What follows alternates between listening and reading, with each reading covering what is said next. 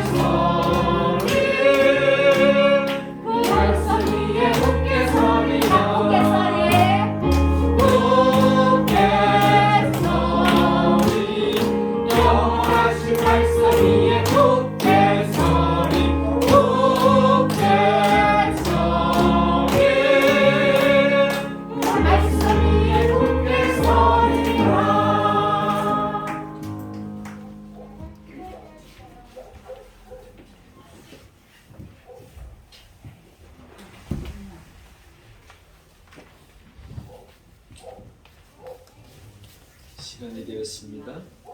2022년 11월 13일 45번째 주일 예배 하나님 앞에 올리시겠습니다. 함께 묵도하시겠습니다.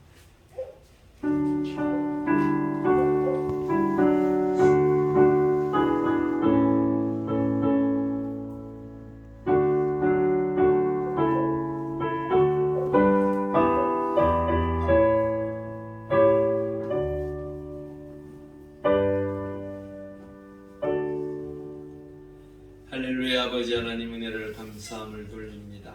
하나님 은혜 가운데 한 주를 살게 하시고 거룩하고 복된 주일 주의 전에 나와 예배하게 하시니 감사합니다.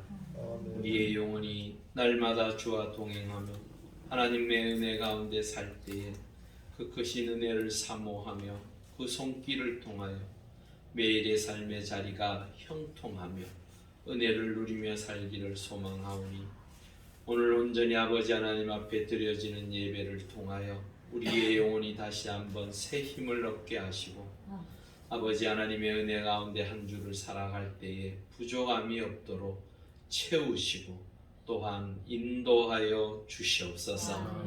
우리의 몸과 마음과 뜻과 정성을 모두 하나님 앞에 드리오니 기쁘게 받아주시고 우리의 영혼이 참 평안을 얻을 수 있도록 역사하여 주시옵소서.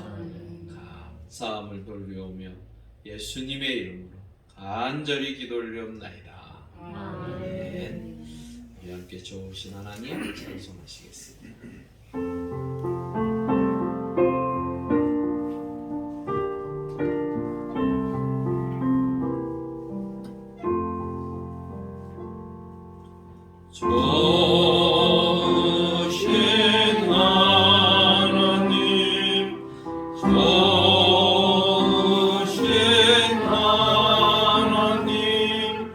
참 좋으신 나의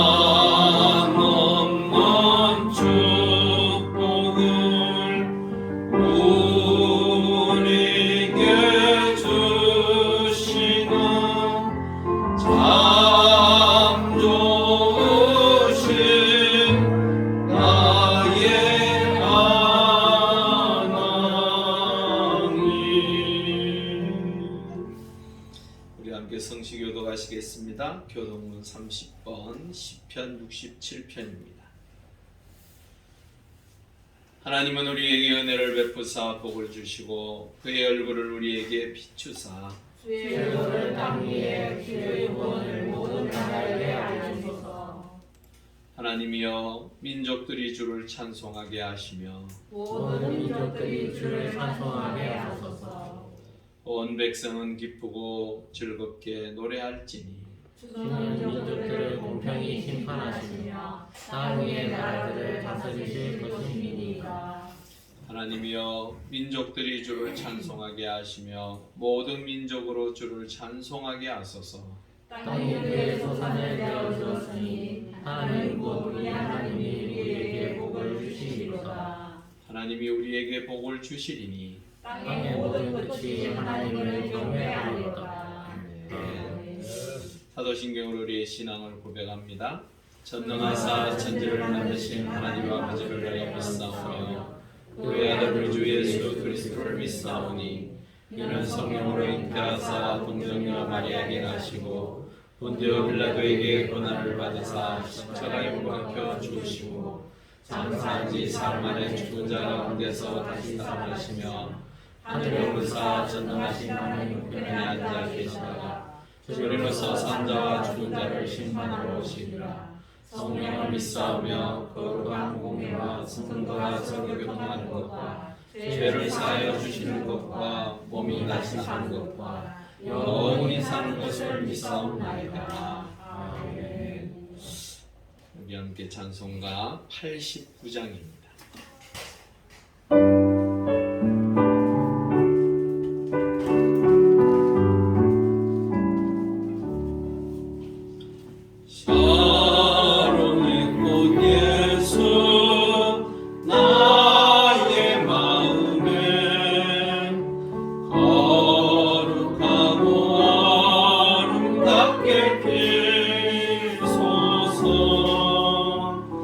내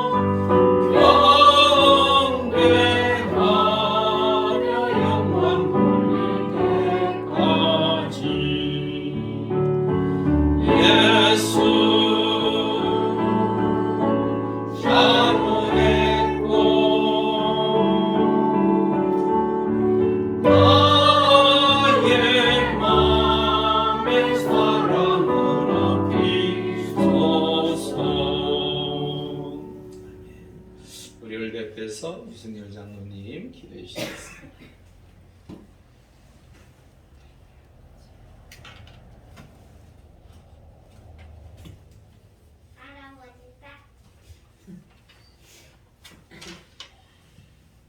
항상 저희들과 함께 하시는 하나님 아버지, 아버지의 뜻에 따라 복되고 복된 주님의 날에 주님 앞에 나와 감사와 찬양을 드리게 하심을 감사드리옵나이다. 지난 주간에도 저희들을 지켜주시고 은혜와 사랑 안에서 주님을 만날 수 있게 인도하여 주시니 또한 감사를 드립니다. 주님께서는 저희에게 은혜와 사랑 속에서 살도록 말씀을 주셨지만 저희들은 그 귀한 사랑의 뜻을 깨닫지 못하고 많은 죄를 짓고 살았음을 회개하오니 용서하여 주시옵소서. 자비로우신 하나님 아버지, 저희들은 늘 부족하고 어리석으며 죄의 유혹에 너무 약하여 실족할 수밖에 없사오니 저희들을 버려두지 마시고 주님의 영으로 감싸주시어 모든 불의와 악을 물리치게 하시옵소서. 언제나 주님을 높이고 주님의 뜻을 이루어가므로 주님의 사랑과 칭찬받는 용왕제일교회 성도들이 되게 하시옵고 용왕제일교회로 인하여 주님의 거룩한 지체가 되게 하시어 믿지 않는 이웃을 위하여 기도하고 전도하여 구원받는 사람들이 날로 늘어나게 하여 주시옵소서. 얼마 전 이태원에서 할로원데이에 이 나라의 기둥이 되어야 할 청소년들이 죄 없이 죽어갔습니다. 애처롭고 비통한 마음 금할 길 없으나 책임져야 할 사람들은 변명뿐이며 정치인들은 정쟁에만 몰두하는 것을 보면 과연 우리 나라의 앞날이 심히 걱정되는 마음뿐이며 저희들은 오로지 하나님 아버지께 기도드릴 뿐 어찌하여야 할지를 모르겠사오니 우리들을 긍휼히 여기시옵고 주님께서 올바른 길로 인도하여 주시옵소서. 여러 직분으로 보이지 않는 곳에서 헌신하며 봉사하는 장로님들과 권사님들 그리고 모든 성도님들을 기억하시고 복의 복을 더하여 주시옵소서. 오늘도 하나님의 말씀을 전하실 목사님을 강단에 세우셨으니 성령님의 능력이 임하시어 영육간에 강건하게 하시고 말씀을 듣는 성도들에게 뜨거운 성령님의 감화와 은혜가 넘치는 시간이 되게 하여 주시옵소서. 예배의 모든 순서를 주관하시고 드리는 예배가 되게 하시옵고 이 모든 말씀을 우리를 구원하신 예수 그리스도의 이름으로 간절히 기도드리옵나이다. 아멘.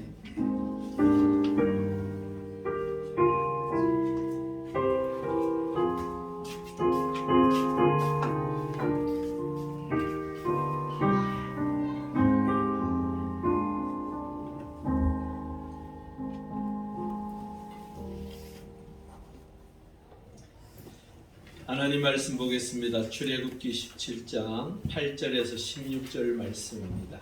구약 107쪽입니다. 출애굽기 17장 8절에서 16절 말씀 함께 우리 교독하도록 하겠습니다.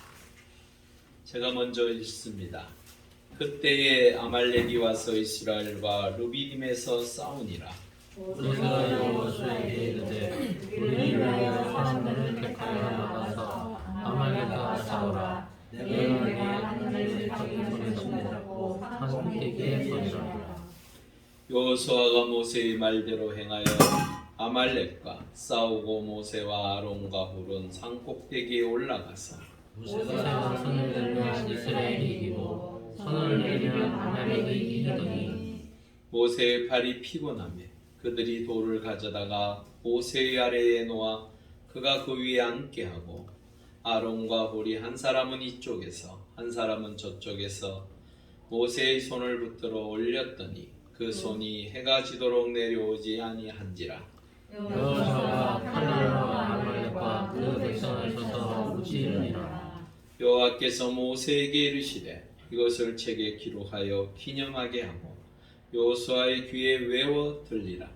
내가 아말렉을 없이하여 천하에서 기억도 못하게 하리라. 모세가 재단을 그 이름을 여호와를 신앙하고 이렇게 읽겠습니다. 이르되 여호와께서 맹세하시되 여호와가 아말렉과 더불어 대대로 싸우리라 하셨다 하였더라. 아멘.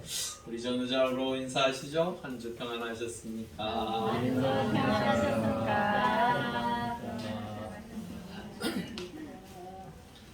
네, 참 한 주가 어떻게 가는지 썩은 살같이 지나가고 있습니다.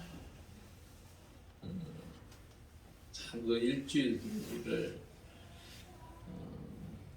다 같이 저녁마다 기도회로 함께 모여서 간증을 듣고 찬양을 하고 말씀을 함께 나누는 것들, 그리고 공동의 기도문을 가지고 함께 기도한다는 것, 그게 참 하나님의 은혜인 것 같습니다. 특별히 어제 그 정선희 집사님 그 감정을 제가 이렇게 들으면서 사실은 오늘 본문의 내용하고 너무 똑같은 거예요. 그 정선희 집사님의 핵심은 그건 것 같아요. 여전히 나는 예수를 믿고 하나님의 백성으로 살지만 나의 삶의 자리에서는 끊임없이 그 영적 전쟁을 통해서 여전히 그 하나님과 함께하는 그 믿음으로 살아갈 수밖에 없음을 고백을 하는 걸 제가 들으면서 모태신앙들이 보통 그런 갈등을 많이 가지고 있거든요. 무엇인가 천지가 개벽할 만한 그러한 하나님의 역사하심을 맛보기를 원하고, 그러한 것이 있어야만 하나님이 정말로 나와 함께 하는 것처럼 느껴지고, 저 역시 그랬어요. 그런데 언제나 돌아보면요, 그러한 것들이 없음으로 인하여 참 답답해하고 힘들어하고, 정말로 하나님이 나와 함께 하시는 것이 맞는가 생각하고, 정말로 이 고난은 어떻게 내가 이겨내고 지나갈 수 있을까 하는 두려움이 있었지만, 지난 시간을 돌아보면 하나님은 언제나 저와 함께 하셨더라고요. 성경에 나와 있는 많은 기적 같은 역사들 있죠. 또한 하나님의 사람들이 극적인 드라마틱한 어떠한 하나님과의 만남들이 있잖아요. 근데요, 지금까지 살아온 인류가 얼마나 될까요?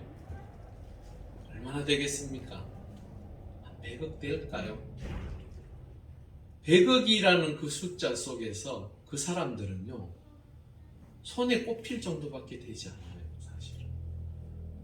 사실은 성경 말씀은 우리를 통하여 하나님의 백성들이 그 말씀 속에서 그 하나님께서 함께 하시겠다 하셨던 그 은혜를 통하여 잔잔한 물결이 흘러가듯이 하나님의 사람들은 지금까지 그렇게 살아왔어요. 우리가 생각할 때에 무엇인가 뒤집어져서 새로워지고 거듭나서 정말로 상상할 수 없는 일이 우리의 삶의 자리에 벌어지고, 예수 믿으며 복 받는다고 하니까 로또에 당첨된 어떠한 그러한 기적 같은 것을 바라고 원하지만, 그 은혜는 태초로부터 지금까지 하나님께서는 우리와 함께 하시는 그 임마누엘의 하나님으로서 여러분들의 삶의 자리를 지키시고 지금 이 자리까지 오게 하신 것이 바로 하나님이 하나님의 백성들을 인도하고 함께하는 모습이에요. 정선희 집사님의 그 신앙적 고백들을 제가 이렇게 보면서 간증 중에서는 가장 선명하고 분명하게 제가 볼 때는 우리가 가지고 있는 그 생각들을 잘 정리해서 어제 얘기한 것 같더라고요.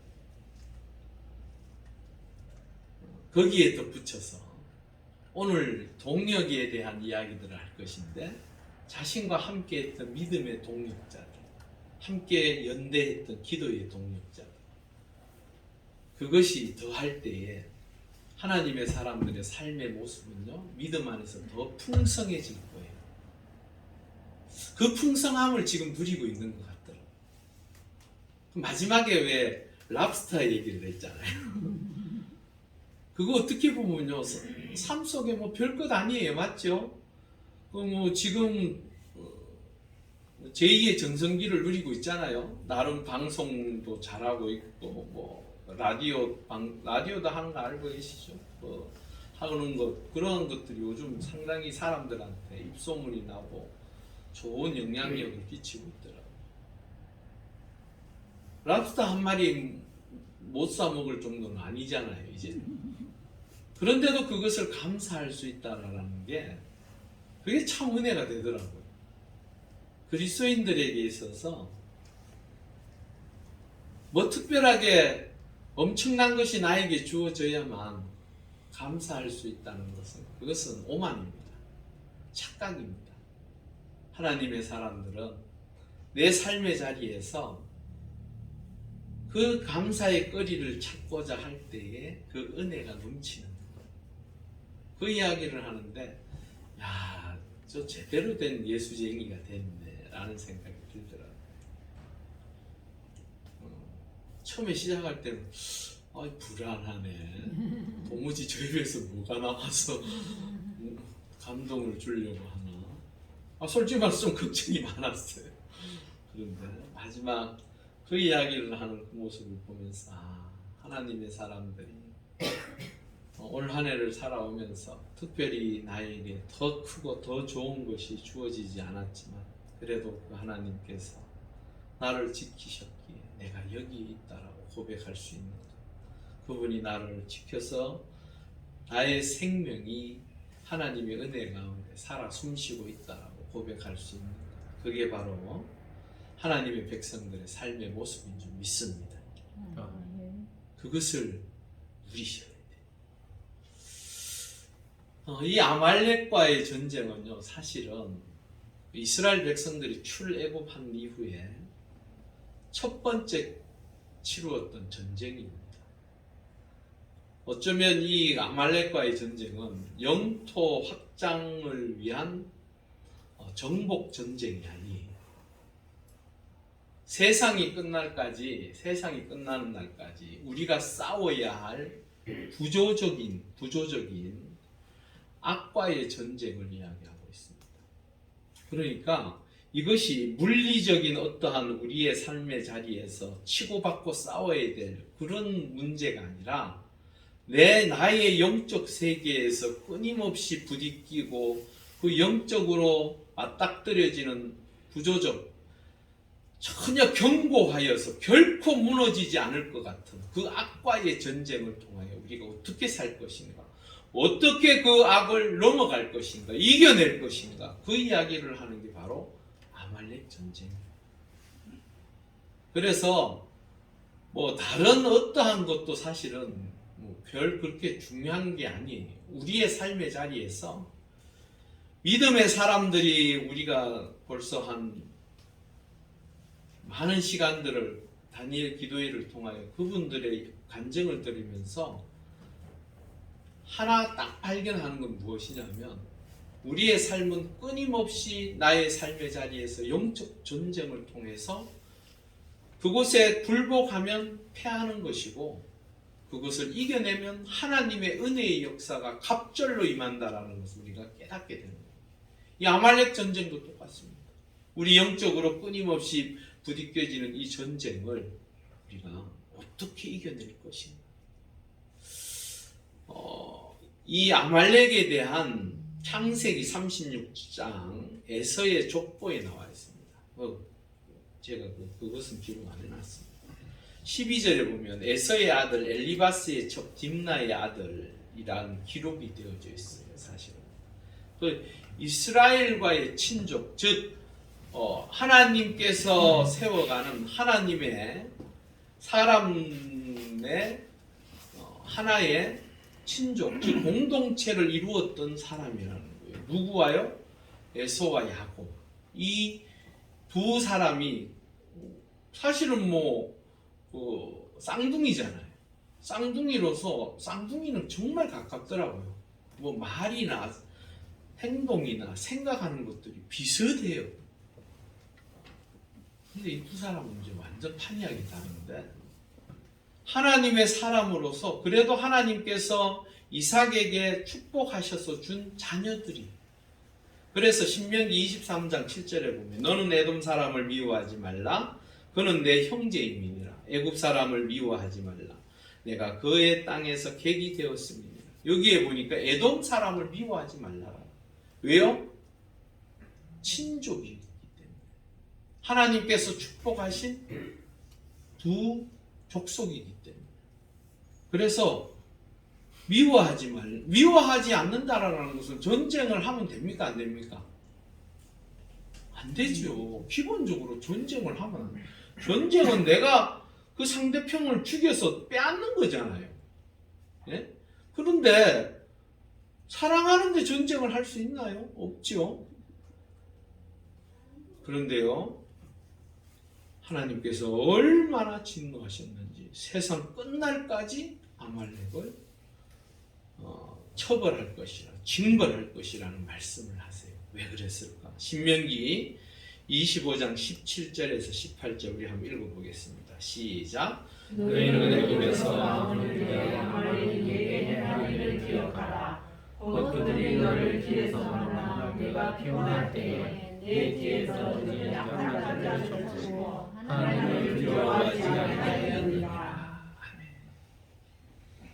하나님께서 진노하시고 이스라엘 백성들에게 이 아말렉을 공격해서 완전히 없애려고 하셨던 근본적인 이유를 오늘 말씀하고 있어요. 이스라엘 백성들이 출애굽한 이후에 그들이 가장 연약했던 출애굽 후에 이스라엘 백성들이요, 그 감격 있잖아요. 감격, 기쁨, 감사. 그것이 얼마 갔을까요? 어느 정도 갔을까요? 그 감격과 기쁨과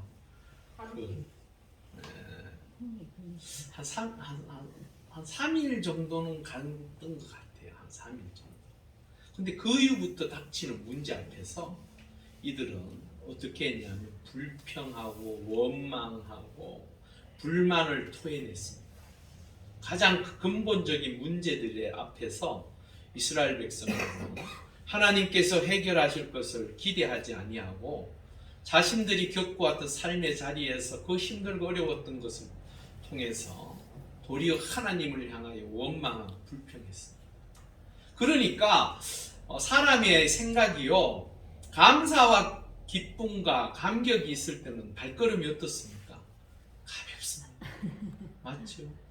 왜? 내가 가야 할 그 가나안 땅을 향해서 가는데 당연히 기쁨이 있고 감사가 있으면, 감격이 있으면 그때는요 굉장히 발걸음이 가벼워요. 그런데 서서히 그 불만과 불평과 원망이 뒤섞이다 보니 뒤처지기 시작하고, 다른 사람들은 그래도 우리 한번 가나안 땅으로 하나님께서 인도하시니 가보자 해서 앞서 가는 사람이 있는가 하면 불평 불만을 토로하고 투덜투덜대며 걸어가는 그 모습 속에는 사실은 점점 간극이 벌어지기 시작합니다. 그리고 또 하나는요, 육체적으로, 그러니까 몸 자체가 부딪혀서 광야 생활이라는 걸 해보지 않은 사람들 입장에서는 한 3일길 가다 보니까 힘들기 시작하는 거예요. 그러다 보니까 노인분들, 또한 아이와 함께하는 여인들, 이런 사람들이 점점 뒤처지기 시작하는 거예요. 어떻게 보면요, 이들은 사회 약자예요. 맞죠? 공동체에서 약자예요. 보살피고 보듬어줘야 되고 함께 갈 수 있도록 도와줘야 될 사람들인데, 이 아말렉이 그 사람들을 공격해서 사람들을 죽입니다. 하나님께서 얼마나 그것에 대해서 분노하셨던지 이 땅에서의 완전히 멸할 것을 이스라엘 백성들에게 명령하셨습니다. 이 약자라는 것, 하나님은요 늘 약자 편이십니다. 그런 우리가 착각하지 않았으면 좋은 게, 하나님 안에서 있는 사람이든 하나님 바깥에 있는 사람이든 우리가 생각할 때는 흙과 백으로 가릴 수 있지만 하나님은요 온 인류가 당신의 백성들입니다. 사실은 자녀들이에요. 그런데 하나님 품에서 떠나 있는 자녀와 안에 들어와 있는 자녀의 차이예요. 마지막 심판 때에는 바깥에 있는 자녀들은 끝내 버림을 받겠지만, 하나님은 마지막 심판 그날까지 그들을 어떻게 생각하신다고요? 자녀로 생각하신다. 그래서 돌아오기를 원하신다. 우리가요 복음 전할 때 이런 생각을 갖지 않으면요, 어제 전도를 나갔다가 그 엄마가 그 애보 받지마 이러더라고. 순간 이런 게 많이 올라오더라고. 그 보는 앞에서 그렇게 소리를 치니까요, 사람이 좀 이래, 우리 집 사람은 그러니 하고 가는데 저는 조금 민망하더라고요. 무안스럽기도 하고. 속에 어떤 생각했을까요? 그래, 지옥불에나 가봐라. 그래, 그 소리가 입에서 나오나. 그 애들이 그걸 받으려고 하더라고요. 그 이제 사탕하고 돼 있으니까 받으려고 하니까 그 엄마가 소리를 치더라고요. 좀 그렇더라고요. 그래서 우리 집사람이 하는 소리, 뭐 그러네 이 생각해야지 뭐 어떡해요 이러길래, 그래 그 말도 맞다 싶어가지고 그냥 지나갔는데, 하나님께서 하나님의 자녀들이 하나님의 백성으로서 살아가려고 하는 그때에 때로는 지치고 힘들어서 처질 때가 있습니까 없습니까? 우리의 믿음이 언제나 창공을 나르는 독수리와 같이 올라갈 때가 있는가 하면 언제는 한도 끝도 없이 곤두박질 쳐서 정말로 믿음이 있는 사람인가 할 정도로 나라까지 떨어지는 경우도 있지요. 그렇다면 나라까지 떨어지는 사람을 하나님께서 바라보시면서 너 끝까지 한번 주고 바라보고 내버려 두시나요? 그렇지 않죠? 여전히 동역자들을 통하여 함께하는 믿음의 사람들을 통하여 격려하시고 다시 일으켜 세워주시고 하는 게 하나님의 뜻이에요. 그 약자를 사실은 제가 아말렉을 바라보면서 하나님께서 가지고 계신 그 생각과는 반대의 생각을 통하여 하나님의 사람들을 공격하고 하나님의 사람을 죽이려고 했던 것, 그것이 바로 하나님을 알지 못하는 자들의 모습입니다. 그래서 하나님을 두려워하지 않았다라는 표현이 그런 표현입니다. 여하튼 이 훔이 공격을 하는 것을 보면서 두 가지로 볼 수 있습니다. 첫째는 사단은 뒤처진 자를 공격합니다. 우리가 믿음이 때로는 연약해질 수도 있지만 빨리 회복되실 수 있기를 바랍니다. 히브리서 12장 1절에 보면 이러므로 우리에게 구름같이 둘러싼 허다한 증인들이 있으니 모든 무거운 것과 얽매이기 쉬운 죄를 벗어버리고 인내로서 우리 앞에 당한 경주를 하라라고 말씀하고 있습니다. 우리에게 어떠한 것들요? 모든 무거운 것과 얽매이기 쉬운 뭐요? 죄를 벗어버리라.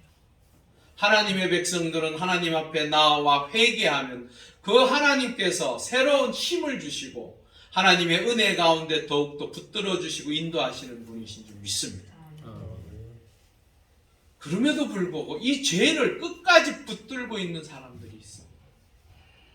하나님께서 허락하시는 그 놀라운 은혜를 통하여 다시 한번 일으켜 세워주시고 다시 한번 하나님 은혜 가운데 구할 수 있게 하시겠다는데도 고집스럽게 그것을 붙들고 있는 사람들이 있습니다. 여러분, 우리가 하나님 앞에 신실하고 진실하게 하나님 앞에 회개하였다면 여러분들은 하나님의 은혜 가운데 주의 자녀인 줄 믿습니다.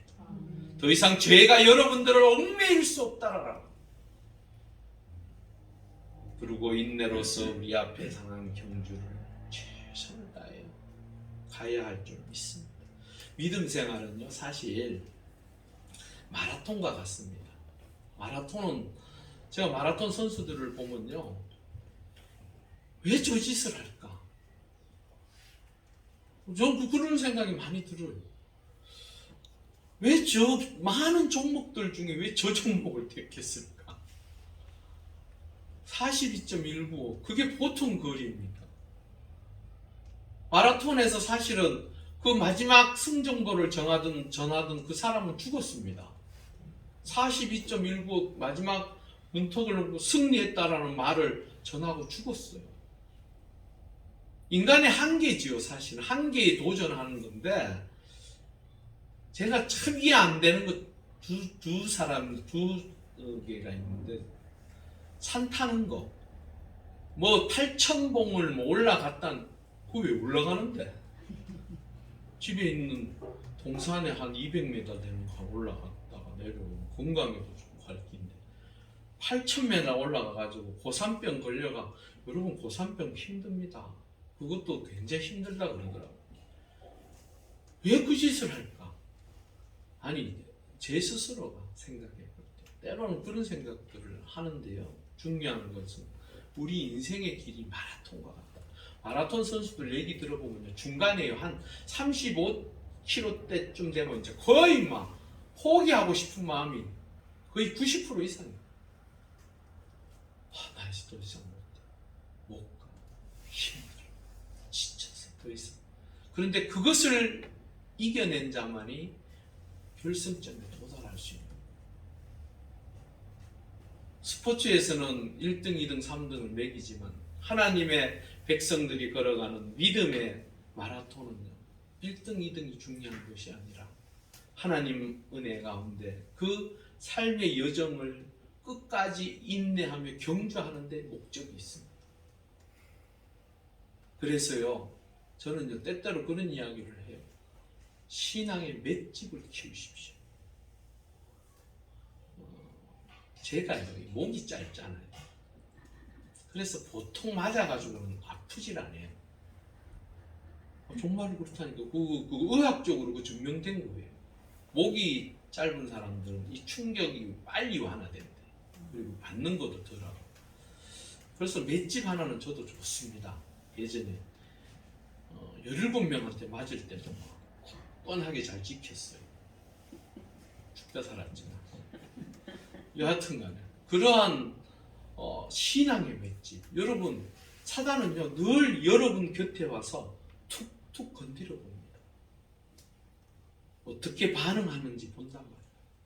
그래서 내가 이 사람을 넘어뜨릴 수 있나 없나, 마귀가, 사탄이 우리가 생각할 때 인간과 같이 아주 그런 줄 아세요? 여러분, 사단은 우리보다 훨씬 지혜롭습니다.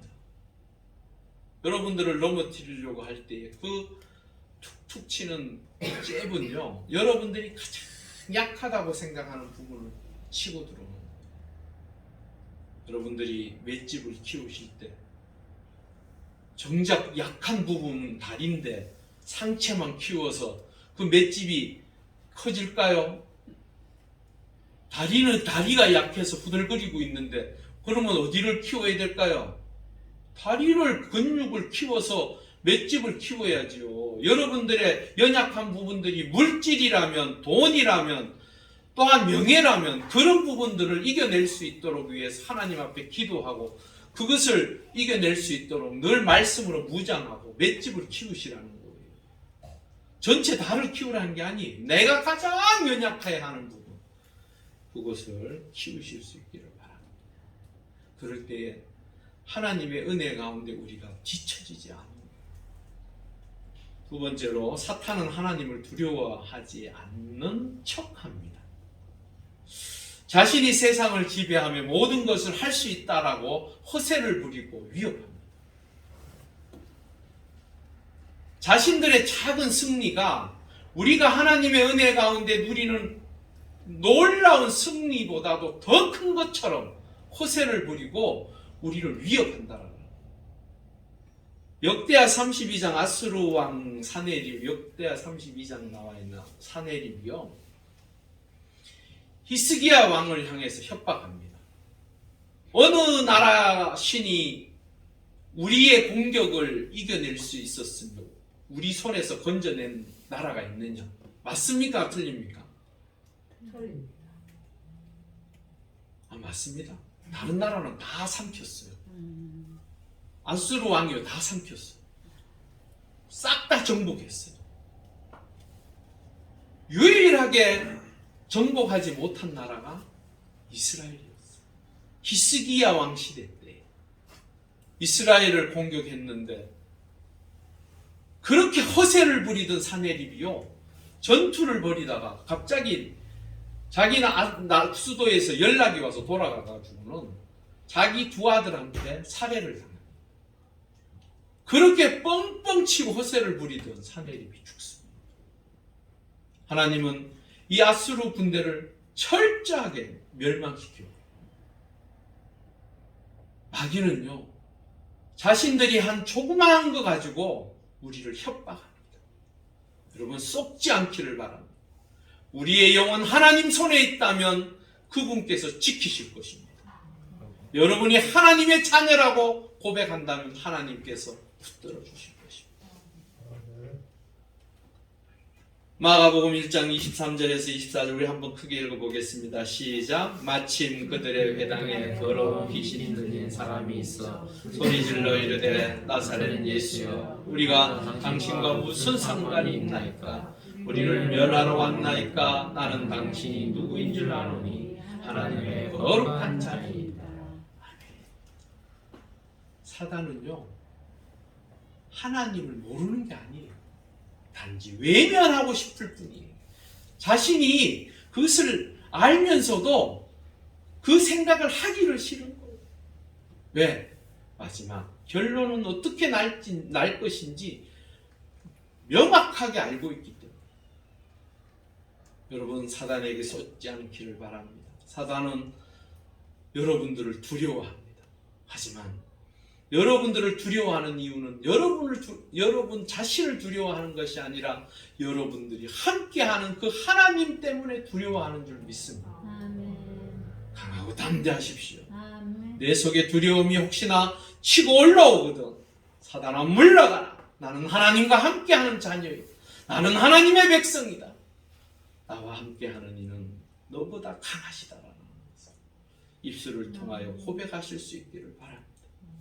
그러면 우리가 어떻게 대처해야 할 것인가? 9절에 나와 있습니다. 9절. 사실은 그 밑에 쪽으로 쭉 다 되어져 있는데요. 우리 9절 보시면 모세가 여호수아에게 이르되 우리를 위하여 사람을 택하여 나가서 아말렉과 싸우라. 내일 내가 하나님의 지팡이를 손에 잡고 산 꼭대기에 서겠다라고 말씀하고 있어요. 첫 번째로 사람을 택하여서 싸우라. 이스라엘 백성들이 노예에 해방돼서 나온 지 얼마 되지 않은 그 순간에 그들 중에 선택해서 좀 이렇게 아말렉과 싸울 수 있는 군인을 뽑는다는 게 가능할까요? 안 할까요? 제가 볼 때는 몰라요. 몸은 좀 튼튼하고 괜찮은 사람이 있으려는지 모르지만 사실은 전략적이나 전술적이나 무기나 정신력이나 이 모든 게요 부재한 상태예요. 부재한. 한마디로 말해서 이런 군대를 뭐라고 합니까? 낙나라 군대라고 하고 오합지졸이라고 하죠. 오합지졸. 사람 숫자만 갖다 놓는다고 해서 전쟁 이길 수 있습니까? 택도 없죠. 전략이 있었고 전술이 있어야 이길 수 있는 거예요. 근데 없어요. 이 사람들한테 기대할 수 있는 것은 몰라요. 한 5만 정도 육체 건강한 장정들을 모으면 가능할란가요? 근데 중요한 건 그들이 가지고 있는 무기와 싸운다면 아마도 너도 나도 내가 살자고 다 도망갈걸요. 그들이 들고 있는 건 무엇입니까? 막대기입니다. 막대기와 뭐 있습니까? 뭐 꽃갱이나 있을라나요? 뭐 이런 거 농사 짓는 기구도 없어요, 사실은. 이들에게. 그런 사람들이 전쟁을 치른다고요? 사람을 선택해야 한다고요? 하나님께서 모세를 통하여 말씀하시는 것 같은데 모세가 뭔가를 착각하고 있나요, 지금?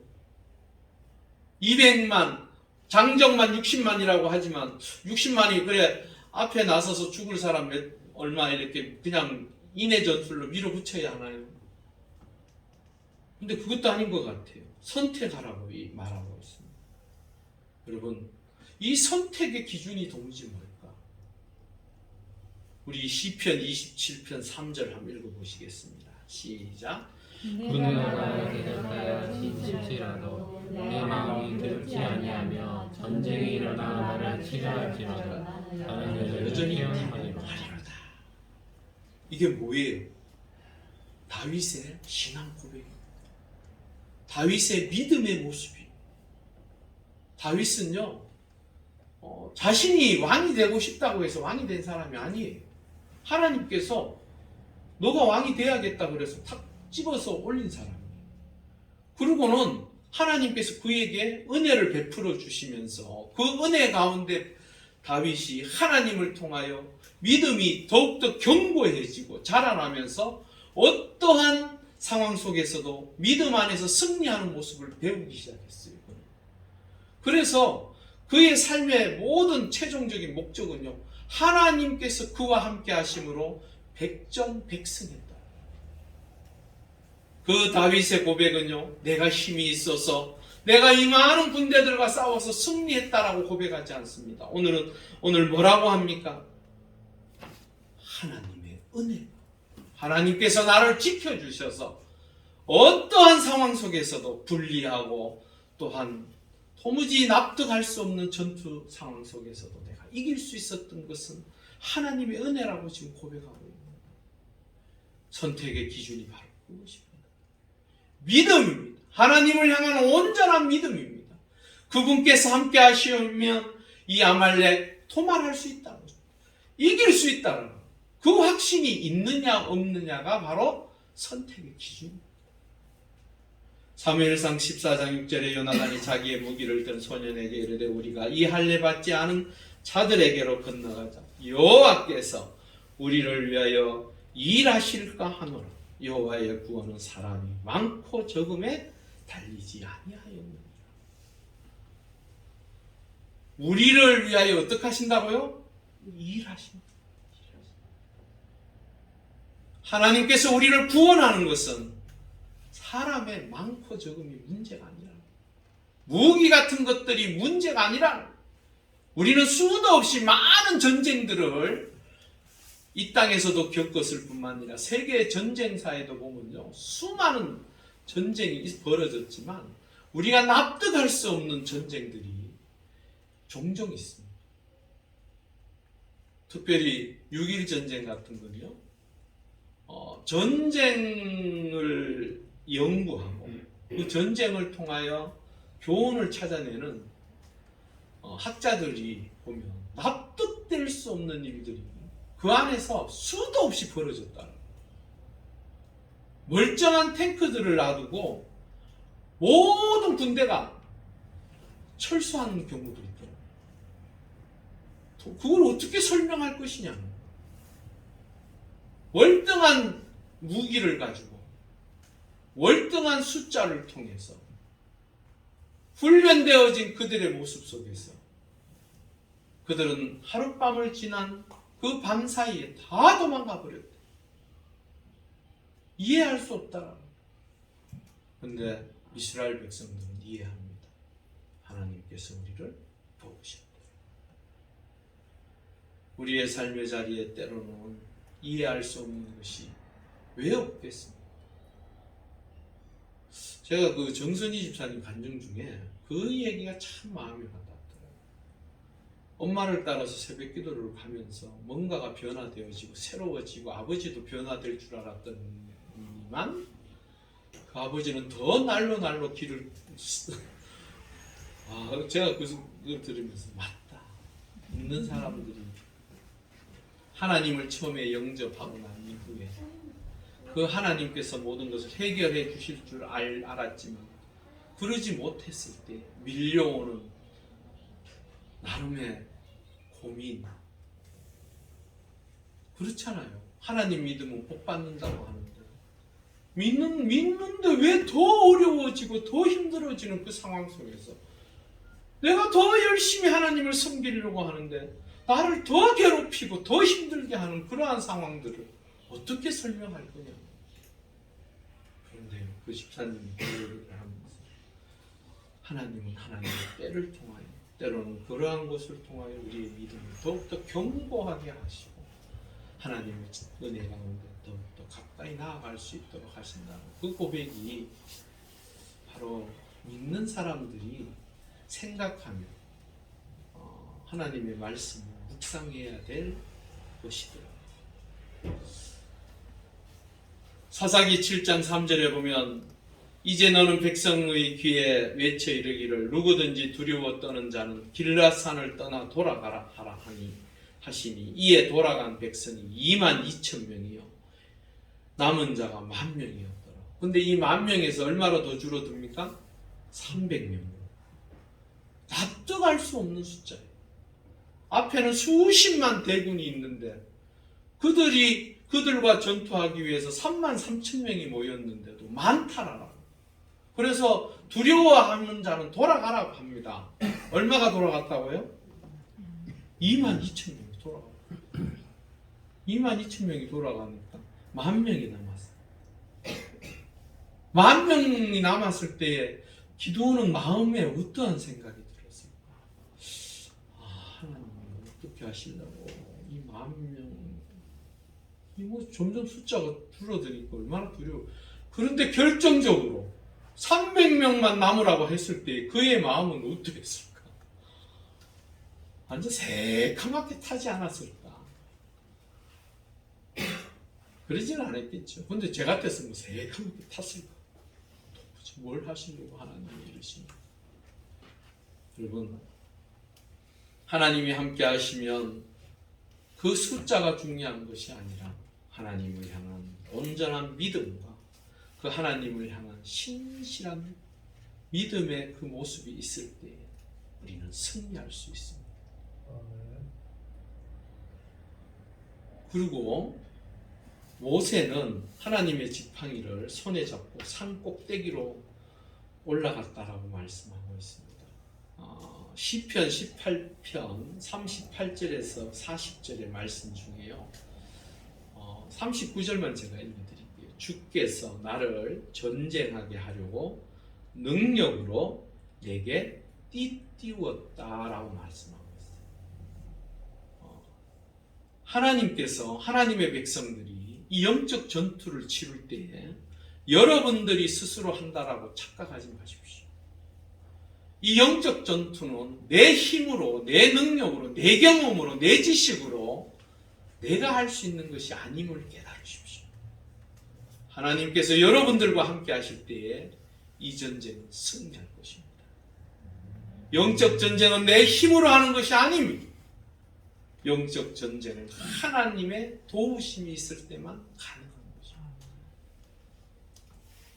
모든 것이 열악한 상황에 있을 때에 모세는 하나님께서 나와 함께 하시기에 승리할 수 있음을 믿고 산 꼭대기로 올라간 줄 믿습니다.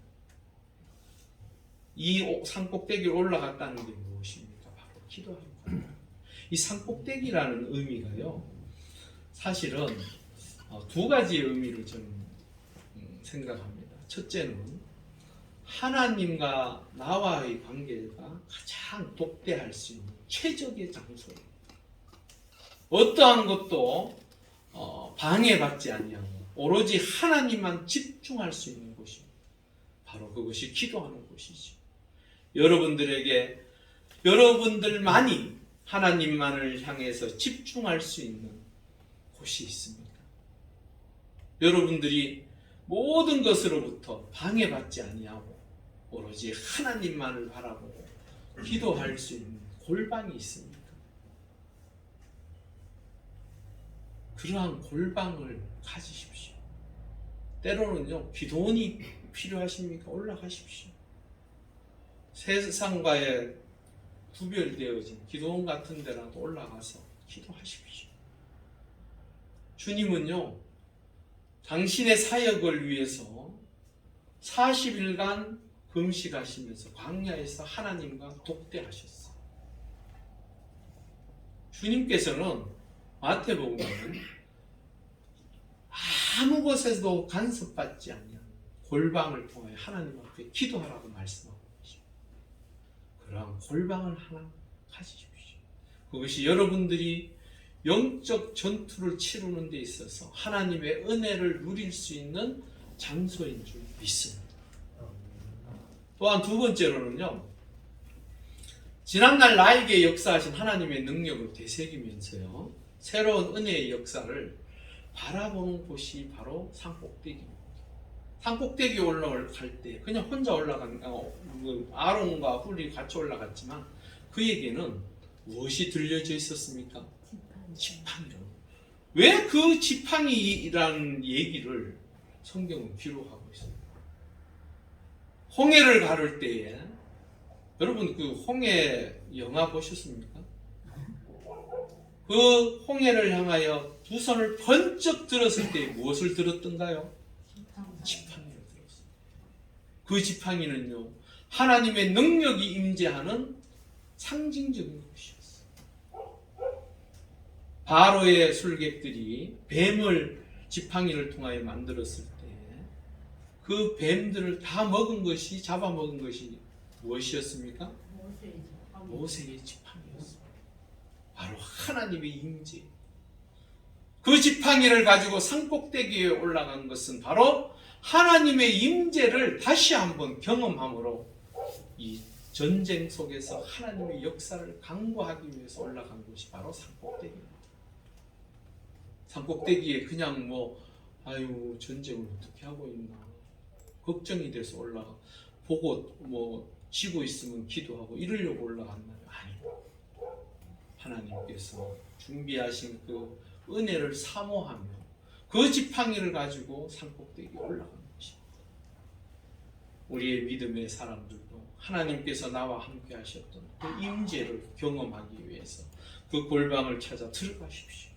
그래서 내가 지금까지 걸어오면서 하나님의 역사하심을 통하여 이루어갔던 것들을 다시 한번 기억하면서 그 하나님 앞에 매달리실 수 있기를 바랍니다. 10절에서 13절을 보면서요, 이 동력자라는 여호수아는 구원자이시다, 구원이시다. 여호수아는요 어떻게 동력을 했습니까? 순종함. 여호수아는요 그렇잖아요.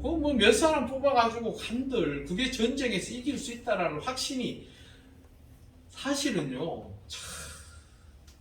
하나님을 믿고 사는 사람이지만 우리도 우리의 삶의 자리에서 얼마나 많은 고민을 합니까? 믿음이 있다고 하면서도 늘 염려하고 걱정하는 것이 우리의 모습이 아니겠습니까? 여호수아도 나름대로 생각해 볼 때는 이게 가능한 것인가 하는 생각을 한편으로는 할 수 있잖아요. 그럼에도 불구하고 그는 그 모세의 말에 순종했습니다. 그래서 선택해서 싸우러 나갔습니다. 저 모세 이거를 아닌 것 같은데 이게 지금 이렇게 한다고 되는 게 아닌 것 같아요. 지금 다 데리고 나가서 싸워도 이길까 말까 한데 선택해서 몇 명만을 죽여서 간다는 이건 어려운 것 같은데 이런 말 한 것도 하죠. 그런데도 일체에 말하지 아니하고 하나님의 말이 있으면 순종하듯이 모세의 말이 순종해서 나갑니다. 그리고 훌이라는 사람, 아론이라는 이 두 사람을 통하여 동력하게 하십니다. 그 훌은요 유다 지파 갈렙의 후손이며 유명한 성막 건축가 부살렐의 할아버지예요. 이 동력자라는 뜻이요 무엇이냐면요 하나님 나라와 교회 주의 일을 위해 같은 마음과 정성을 함께 일한다라는 뜻을 가지고 있습니다. 그래서 고린도전서 3장 9절에 보면 우리는 하나님의 동력자들이요 너희는 하나님의 밭이요 하나님의 집이라고 말하고 있습니다. 하나님이 우리의 동력자라는 여러분들이 행하는 하나님의 사람들로서의 그 삶의 모습들 속에 하나님의 일을 위해서 수고할 때에 그것이 여러분 혼자서 하는 것이 아니라 하나님께서 우리를 도우시고 함께 하신다. 전도서 4장 12절에 보면 한 사람이면 패하거니와 두 사람이면 맞설 수 있나니 세 겹줄은 쉽게 끊어지지 않는다라고 말하고 있습니다. 바로 믿음의 연대를 이야기합니다. 여러분들의 삶의 자리에서 승리하기를 원하십니까? 믿음의 연대를 강화하십시오. 여러분들의 동력자, 함께 기도하며 하나님의 사람으로 세워져 갈 수 있도록 함께 나아갈 수 있는 믿음의 동력자들을 많이 구하십시오. 그러면 여러분들의 믿음의 모습은 더욱더 복될 것입니다. 마지막 14절에서 16절 말씀을 보고 마칠게요. 여호와 니시라는 말씀이 있습니다. 하나님께서는 이 아말렉을 철저하게 징벌하고 영원히 싸워야 할 대상이 아말렉이라고 말하고 있습니다. 에베소서 6장 12절에 보면요, 우리의 씨름은 혈과 육을 상대하는 것이 아니요 통치자들과 권세들과 이 어둠의 세상 주관들과 하늘에 있는 악의 영들을 상대한다라고 말하고 있습니다. 여러분들이 살아가는 믿음의 삶의 자리들이 바로 끊임없는 영적 전쟁을 통하여 이겨내야 하고 하나님의 은혜 가운데 하나님의 사람으로 승리하는 그 삶을 살아가기 위해서 여러분들이 맞닥뜨려서 싸워야 할 대상이 누구인지를 정확하게 아십시오. 세상 사람들이 아닙니다. 우리를 넘어뜨리려 하고 우리를 악의 세력으로부터 더욱더 죽음의 자리로 이끌어가는 것이 바로 사단입니다. 그 사단이 여러분들을 공격할 것입니다. 여러분들을 넘어뜨리려 할 것입니다. 여러분들을 죽음의 자리로 이끌어 가려고 할 것입니다. 여러분들은 어떻게 해야 합니까? 하나님 앞에 기도하시고 그 하나님을 더욱더 의지하며 믿음으로 나아가실 수 있기를 바랍니다. 그럴 때 여러분들의 삶의 자리가 승리할 것입니다. 특별히 이 여호와의 깃발, 여호와는 나의 깃발, 여호와는 나의 능력이라고 하는 이 여호와의 니시를 주시는 것은 이미 너희들은 승리했다. 요한복음 마지막 16장 33절 말씀을 읽고 마치도록 할게요. 한번 읽어보겠습니다. 시작. 이것을 너희에게 이르는 것은 너희로 내 안에서 평안을 누리게 하려 함이라. 세상에서는 너희가 환난을 당하나 담대하라. 내가 세상을 이기었노라. 아멘. 여러분들은 이 아말렉과의 전투 속에서 이미 승리의 깃발을 들고 계신 줄 믿습니다. 그 은혜로 이번 한 주도 영적 전쟁에서 승리하는 하나님의 사람들이 될 수 있기를 주의 이름으로 축복합니다. 우리 함께 한 30절 정도 기도하시겠습니다. 영적 전쟁을 승리로 이끌기 위하여 믿음과 또한 기도에 힘을 허락하여 달라고, 또한 믿음의 동력자들을 붙여달라고 우리 함께 간절히 30초 정도 기도하시겠습니다. 할렐루야. 아버지 하나님 감사합니다. 우리가 끊임없이 싸워야 할 이 영적 전쟁에서 승리하기를 원합니다. 하나님의 은혜 가운데 기쁨과 감사가 충만하여 늘 승리의 기쁨으로 살아갈 수 있기를 원합니다. 그러기 위하여 하나님을 향한 온전하고 완전한 믿음을 갖게 하시고 또한 기도의 힘을 허락하여 주시옵소서. 그래서 아버지 하나님과 대화함으로 그 모든 문제들을 해결해 갈 수 있는 하나님의 사람들이 되게 하여 주시옵소서. 믿음의 동력자들을 붙여주시옵소서. 그리하여서 이 어렵고 힘든 세상 속에서 믿음으로 승리하는 하나님의 사람들이 되게 하여 주시옵소서. 할렐루야. 아버지 하나님 감사합니다. 우리가 이 수없는 영적 전쟁에서 승리하기를 원합니다. 하나님의 은혜 가운데 승리의 깃발을 높이 들고 나아가기를 원합니다. 그러기 위하여 우리에게 온전한 하나님을 향한 신실하고 완벽한 믿음을 허락하여 주시옵고 또한 기도의 힘을 허락하여 주셔서 기도함으로 승리하는 하나님의 사람들이 되게 하여 주시옵소서. 또한 믿음의 동력자들을 붙여주셔서 함께 믿음으로 나아갈 때에 승리하는 하나님의 사람들이 되게 하여 주시옵소서. 감사함을 돌려오며 예수님의 이름으로 간절히 기도올리옵나이다. 아멘. 함께 찬송가 350장입니다. 찬송하시면서 준비한 예물 드리겠습니다.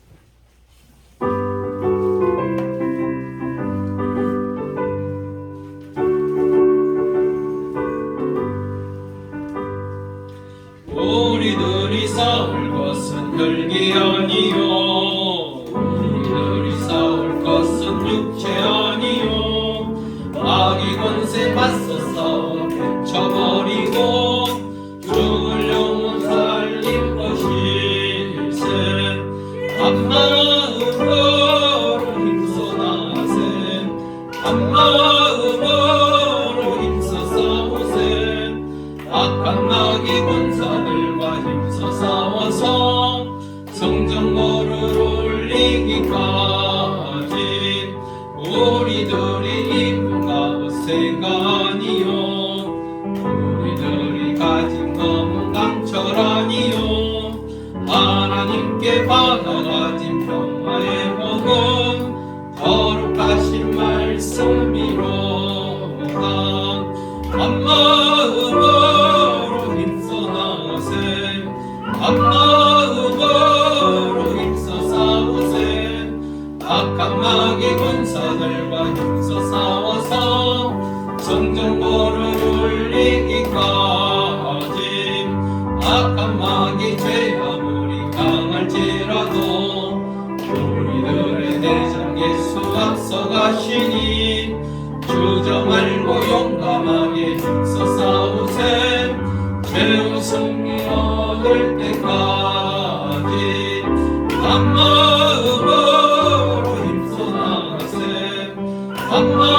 한마음으로 힘써 싸우세 악한 마귀 군사들과 힘써 싸워서 성전거를 올리기까지 죄악 중에 빠진 사람 죄를 뉘우쳐 십자가에 달린 예수 믿기만 하면 위태한 데 빠진 영혼 구원 얻어서 천국 백성 될 것이리세 한마음으로 힘써 나가세 한마음으로 힘써 싸우세 약한 마귀 군사들과 힘써 싸워서 성전거를 올리기까지.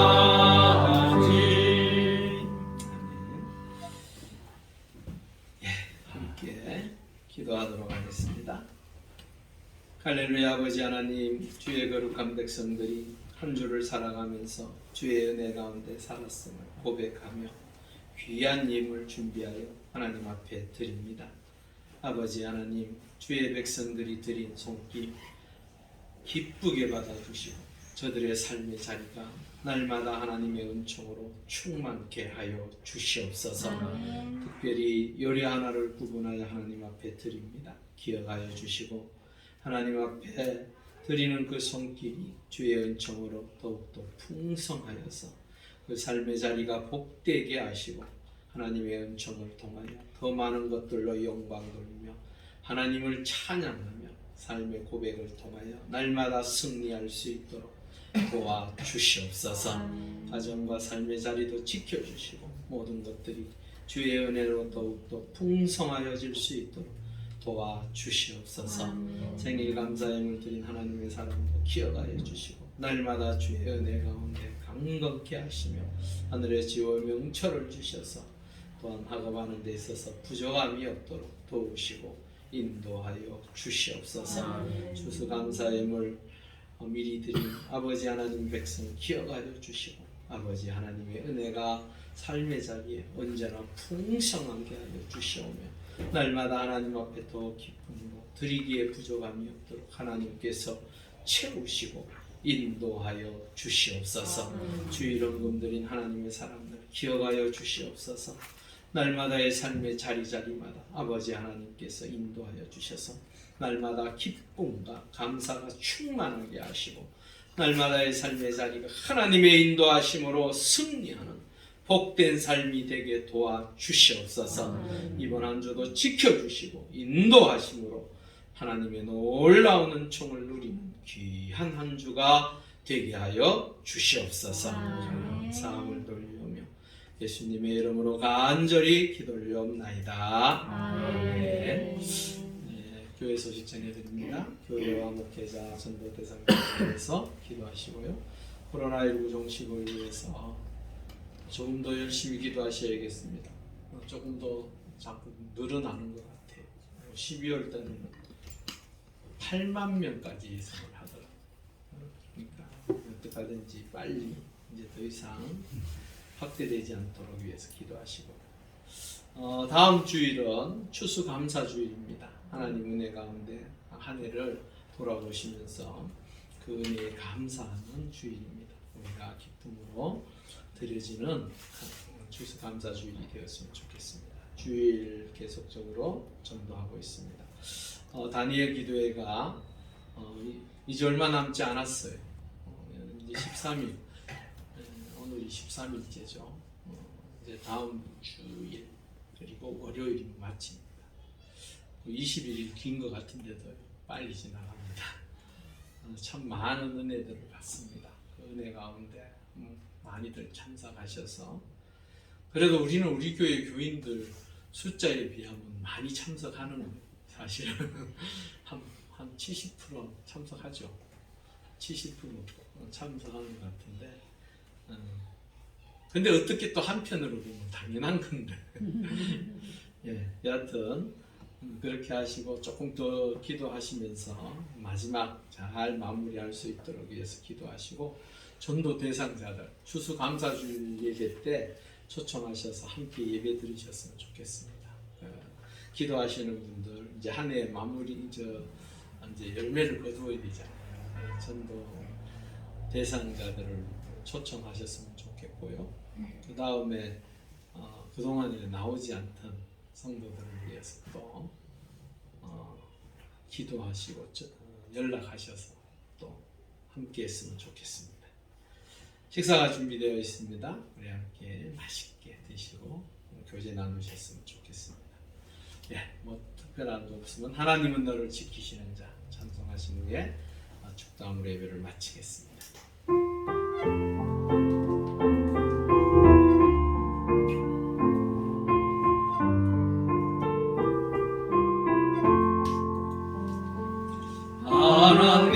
하나님은 너를 지키시는 자 너의 우편에 그늘 되시니 낮에 해와 밤에 달도 너를 해치 못하리. 하나님은 너를 지키시는 너의 환난을 명쾌하시니 그가 너를 지키시리라. 너의 주림을 지키시리라. 눈을 들어 산을 보아라. 너의